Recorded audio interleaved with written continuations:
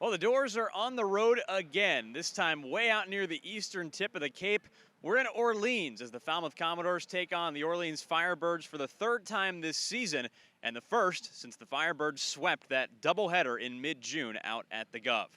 Good evening, everybody. Carter Bainbridge, along with today's play-by-play commentator Trey Redfield and today's color commentator Logan Soforenko. Welcome to Opening the Door. And Trey, we witnessed a loss last night to another Eastern Division team, the Eastern Division leading Yarmouth Dennis Red Sox, where the Doors had their bats go cold again. Yeah, and it was another team also, when you look back at those doubleheaders, that swept the Falmouth Commodores, just like what the Orleans Firebirds did a week before.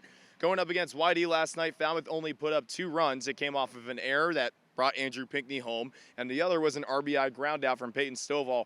I told Logan this last night, Carter, I'm not really sure what it is about the bats going silent against the Red Sox, but they did, and they also went silent against the Firebirds. It's really important for the bats to get going tonight. The Doors struggled in those pair of doubleheaders, first against Orleans and then YD. So last night, another L against a good Red Sox team. But Logan, the problem against Orleans in that doubleheader was left-handed pitching for the Doors. They now face another lefty on the mound tonight in Ben Shields. And they're going to see Ben Shields for the second time. Ben Shields went in the doubleheader. It was game number 2 where he went 5 innings, 4 hits allowed, only walked 2 batters, and he struck out 3. So the left-handed pitching that entire day, and specifically in game 2, really dominated the Falmouth bats. But Ben Shields, very good stuff coming into tonight, so we'll see what he's got in the tank. I know the Falmouth Commodores have a lefty of their own who's been tossing some very nice baseball this summer in Drew Summers. Well, speaking of Summers, Trey, he's the man on the mound tonight for the Doors, getting the start, his second consecutive starting appearance after he took the bump against the Bourne Braves on July 2nd, where he was dominant with 9 strikeouts in 5 innings. Yeah, he looked pretty darn good out there, didn't he? Drew Summers had 9 strikeouts, like you said, was not doing too bad because he also was working with a no-hitter at the moment. It's really important for Summers to get going and using that 2-pitch combo that he has. He loves a fastball, but the slider was working for him that night against the Bourne Braves. Really important for Summers to get the same thing going tonight. Hopefully he just has some run support. Last time he was on the mound, Falmouth put up nothing on the scoreboard.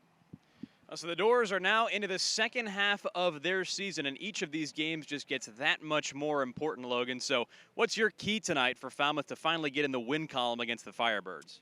The Doors can't be afraid to attack the 1 through 3 hitters. They have some of the best hitters on Cape Cod in those top 3 spots, and particularly Travis Honeyman. He was just named the CCBL Player of the Week. He is hitting way up in the 300s, and he gave the Falmouth Commodores a little bit of run for their money in the offensive end the last time these two clubs met. But very thankful we're not seeing Jacob Wilson, the infielder from Grand Canyon University. He made the collegiate national squad for Team USA, so he had a RBI sac fly in game number 2 and also a solo home run off of Jerron Watts-Brown. So thankful he's not here, but you got to attack.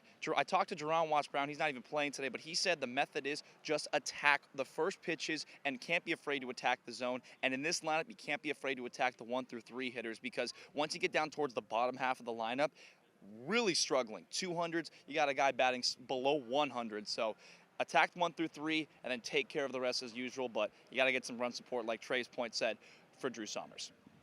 Well, that's what's on the line today. You know the opponent and you know the stakes. It's the Falmouth Commodores and the Orleans Firebirds facing off for the 3rd time this season, with the Doors looking to snap an 0-2 mark against this Orleans team this summer. You can catch the broadcast on the Falmouth Commodores YouTube channel, along with Trey Redfield doing play-by-play tonight and Logan Soforenko doing color. I'll be doing field reporter duties tonight out here at Eldredge Park. I'm Carter Bainbridge.